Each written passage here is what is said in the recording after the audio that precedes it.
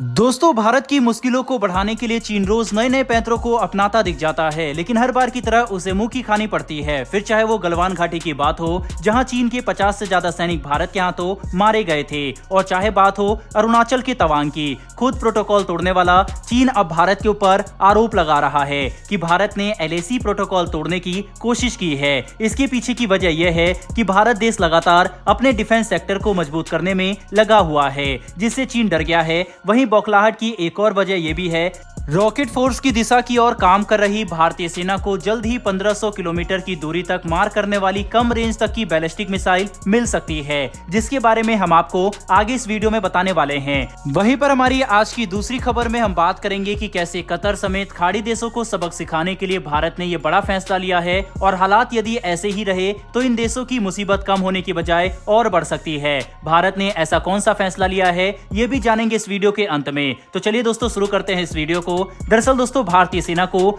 जल्द ही 1500 किलोमीटर की दूरी तक मार करने वाली कम रेंज तक की बैलिस्टिक मिसाइल मिल जाएगी। वहीं भारत के पूर्व chief of defence staff CDS general Bipin Rawat के प्लान को आगे बढ़ाते हुए सेना की रॉकेट फोर्स को और ज्यादा मजबूत करने पर काम शुरू हो गया है। बताते चलें कि इसके तहत मीडियम दूरी की बैलिस्टिक मिसाइल को तैनात करने की तैयारियां भी तेजी से की जा रही है। भारत की सेना तकरीबन 1500 किलोमीटर की दूरी तक मार करने वाली कम रेंज तक बैलिस्टिक मिसाइलों को रॉकेट फोर्स के हिस्से के रूप में तैनात करने का प्लान बना रही है।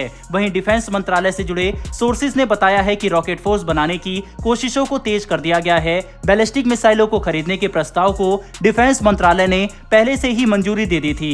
साथ ही अब मीडियम दूरी की बैलिस्टिक मिसाइलों को शामिल करने पर विचार किया जा रहा है। ये भी बताया गया है कि सेना को कन्वेंशनल रोल में इस्तेमाल करने के लिए बैलिस्टिक मिसाइल की मौजूदा बेड़े में से किसी को भी चुनने का मौका मिलेगा। से तो भारतीय सेना मीडियम दूरी की मारक क्षमता को मजबूत करने के लिए रॉकेट फोर्स को बना रही है। इसके पीछे की वजह की बात करें तो चीन जैसे पड़ोसी मुल्क के पास पहले से ही ये क्षमताएं मौजूद है। ऐसे में अब भारत में प्रलय मिसाइलों का बड़े पैमाने में प्रोडक्शन किया जाएगा, और आने वाले दिनों में ऑपरेशनल सर्विस के लिए भी इसके तैयार होने की पूरी उम्मीद की जा रही है। इसी के साथ रॉकेट प्रोजेक्ट से स्ट्रेटेजिक रॉकेट फोर्स डेवलप करने की सेना की कोशिशों को बढ़ावा भी मिलेगा।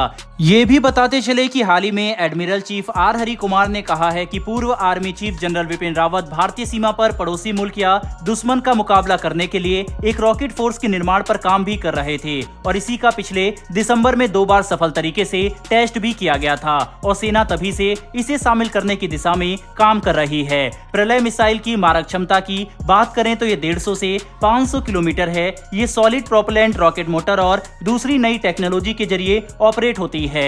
ये मिसाइल दुश्मन देश को भारी मात्रा में नुकसान पहुंचा सकती है। इसी के साथ मिसाइल सिस्टम में मॉडर्न नेविगेशन और इंटीग्रेटेड एवियोनिक्स शामिल है। प्रलय मिसाइलों को चकमा देने में सक्षम बनाने के लिए डेवलप किया गया है, और ये हवा में निश्चित दूरी तय करने के बाद अपना रास्ता बदलने की भी क्षमता रखती है। ऐसे में इस मिसाइल का मुकाबला करना दुश्मन देशों को भारी पड़ेगा। आसान शब्दों में कहें तो भारतीय सेना की अपनी एक रॉकेट फोर्स होगी जो दूसरे देशों के हमले से बचाव करने में मदद करेगी।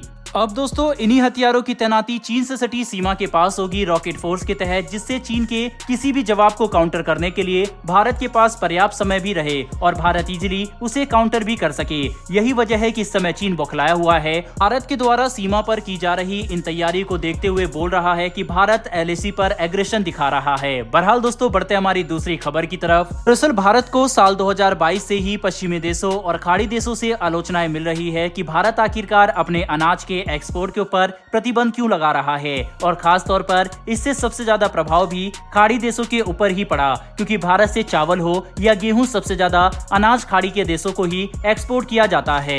लेकिन भारत ने जब से चावल और गेहूं के ऊपर प्रतिबंध लगाया है, तब से भारत केवल जरूरतमंद देशों या मित्र देशों को अपने एक्सपोर्ट की परमिशन देता है। भारत के इस फैसले से नुकसान भी कतर जैसे देशों को भारी मात्रा में हुआ। हाल ही में आई एक रिपोर्ट में बताया गया है कि भारत ने जब से ये फैसला लिया है कि वो अपने अनाज के एक्सपोर्ट के ऊपर प्रतिबंध लगाएगा, तब से खाड़ी देशों की नींद पूरी तरह से उड़ गई है। इसके पीछे की वजह साफ है कि कतर जैसे अन्य देशों ने भारत के खिलाफ साजिशें रचने की लगातार कोशिश की, और भारत के आंतरिक मामलों में भी हस्तक्षेप करते रहते हैं। ऐसे में इन्हें सबक सिखाने के लिए भारत ने भी ये फैसला लिया कि 2 गुनी कीमत पर भी इन देशों को माल नहीं भेजेंगे। वहीं पर भारत का एक्सपोर्ट अप्रैल महीने से लेकर सितंबर तक पिछले साल साल 26 बिलियन डॉलर का था, अब वो घटकर 23 बिलियन डॉलर का हो गया है। इसी के साथ इंपोर्ट में भी कमी देखी गई है, जो कि पहले 19 बिलियन डॉलर का था, अब वो घटकर केवल 16 बिलियन डॉलर हो गया है। लेकिन भारत ने ये तय कर रखा है कि चाहे दुनिया जितना भी दबाव क्यों ना बना ले, लेकिन भारत का ये अनाज सबसे पहले उनकी जनता का है। इसीलिए पहले अपनी जनता के लिए पूरे साल भर का स्टॉक करके रखेंगे, बाद में जरूरतमंद देश या मित्र देशों को अनाज देंगे। भारत के इन्हीं तेवर को देखकर खाड़ी देश भी परेशान है और लगातार भारत सरकार से बातचीत करने की कोशिश कर रहे हैं। ऐसे में दोस्तों, भारत को इन खाड़ी देशों को अनाज की सप्लाई वापस से शुरू कर देनी चाहिए या फिर नहीं? आपकी इस पर क्या राय है, कमेंट बॉक्स में लिखकर जरूर बताइएगा। फिर मिलेंगे डिफेंस और वर्ल्ड अफेयर्स से जुड़ी ऐसी एक नई वीडियो के साथ। धन्यवाद। जय हिंद।